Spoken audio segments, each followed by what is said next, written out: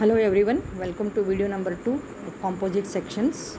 In the previous video, we discussed about the introduction, types and what is the need of the composite sections.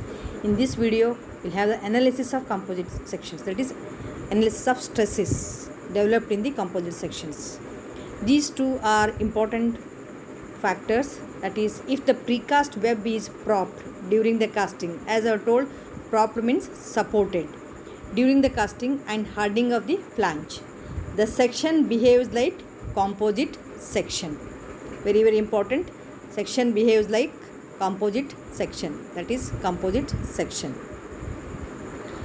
If the precast web is unpropped, that means no support is giving when casting the slab over the precast beam. In that case, the section does not behave like composite section. That means it behaves like a individual beam, precast beam. In that case, how to calculate the stresses? These two are important. One is propped.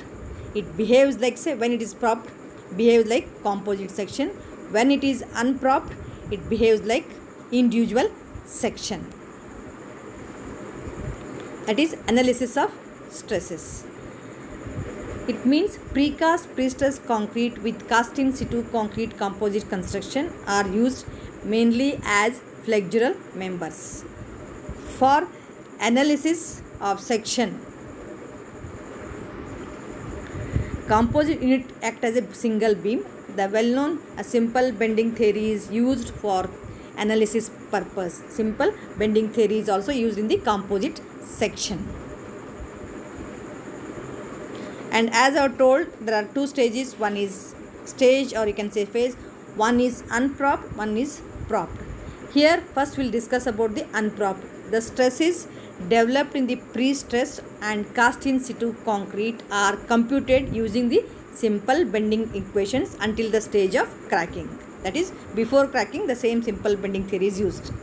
If the precast pre-stressed unit is unpropped, very important, unpropped, during the placing of in situ concrete, that is no support is given, the stresses that develop in the precast unit, that is only beam, are sum of stresses due to self-weight of the members, the pre-stressing force acting at a given eccentricity, and that is due to self-weight of the cast in situ concrete also. The stresses developed in the self-weight of the precast beam as well as cast in situ are calculated using the section modulus of the beam only. That is unpropped, it is beamed only. And second one is, however, if the precast unit is propped, that is supported during the placing of concrete, the stresses developed due to self-weight of the cast in situ concrete are computed using the section modulus of the composite section. That means it behaves like a composite section. The stresses due to self-weight of cast in situ slab, self-weight of the beam are used as the composite section. In all, the next one is, third one is important, that is whether it is propped or unpropped. In all the cases, the stresses due to live load or live load stresses are based on the composite section. That is, live load is applied when it acts as a single unit or the composite section, combining both beam as well as the cast in situ. Therefore, in both the cases, live loads are stresses are calculated using the section modulus of the composite section. In most composite construction which involve precast pre-stressed units and cast in situ concrete, we know that latter is invariably low or medium strength. That means the cast in situ slab strength will be low or medium, while the former or the beam is generally made of high strength concrete, that is exceeding M35. Consequently, the modulus of elasticity of two parts will be different. Two parts will be different. For computing live load stresses, the effect of different moduli between the cast in situ and precast units are considered by using modular ratio of precast and the cast in situ concrete. modulus of equivalent composite section is considered. Here we'll have the sketch. In the next video I am going to solve on the board the problem of the proper and improper. Before going to that model, you have to study this is very important. That is stress distribution in composite section. Unpropped, here it is the precast unit and top is the cast in situ slab. And initial stress, that means we are going to calculate the P by A and the P by A, that is only due to pre-stress in case of the beam only, that is precast units. And this is second is final, if that is effective pre-stress. After all losses, whatever you will get in this first case, if you multiply it by the loss factor eta, will get this factor. And then self weight stresses, that is precast units. For precast, it is once again mg by z, mg by z, that is the self weight of the precast only. And once again self weight of the cast in situ slab. Cast in situ slab, how to calculate? Here also moment due to self weight divided by z, moment due to self weight divided by z. As it is in case of unpropped, we have to consider as a beam only. Section modulus of beam you have to use and calculate the top and bottom. And in case of live load is mq by z, mq by zb and zt, that is depending upon the composite section you have to calculate. Zt is equal to moment of inertia divided by yt, and the zb is equal to moment of inertia of the composite section divided by yb, and this is a final stresses. This is in case of the unpropped sections. If you take propped, and you can remember here also only this first one is initial pre-stress, that is a P by Z, P by A, both together you have to take that, and finally the second one is effective pressed, that is P by A plus or minus P by Z, top and bottom you have to calculate.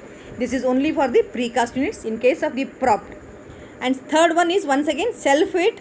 In both the cases it is same, you can remember in this way, that is here also you can take the self weight of precast unit divided by section modulus. When you come to the stresses due to self weight of cast in situ slab, here we are considering composite sections, that is ZT, ZB of the composite sections, that is in case of propped conditions. You have to take the propped conditions. In that case, here it is composite section, that is stresses due to cast in situ slab moment divided by ZB, and here mg, that is the moment due to cast in situ slab divided by ZB. These two will be taken, and the last one is in case of unpropped or in case of propped, this is live load stresses will be same. It is considered to be composite section because live load will be applied when it is acting as a single unit. Therefore, these two are same. And finally, it is resultant stresses in the last one. Therefore, only the propped condition in case of cast in situ slab stresses will be calculated composite section. In unpropped, you have to consider the section modulus of only precast unit.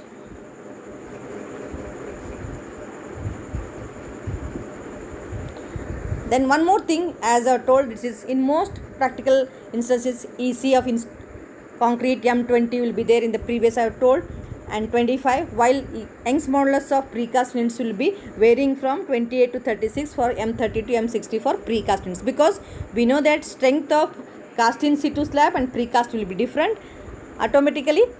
Obviously, that is Young's modulus of cast in situ slab will be different from the precast units. In that case, if it is mentioned in the two different Young's modulus, we can take as the modular ratio varying from the 1.1 to 1. That is the ratio we can take of these two. That is the modular ratio, means Young's modulus of precast units divided by the Young's modulus of the cast in situ slab. And that may be varying. If it is both are taken as same, 1. If it is where 1.1, 1.2, 1.3 like this up to 1.5, you can take the range of these two. Ratio we have to take. However, this value could be larger in lightweight with the modular range of the 5 to 10 kilo Newton per. If the lightweight concrete is used in cast in situ, it will be higher. Is used in the conjunction with the precast units made of normal weight aggregate. Therefore, the same problem will use these two. If you got any doubts, please ask me. Thank you. Thank you very much.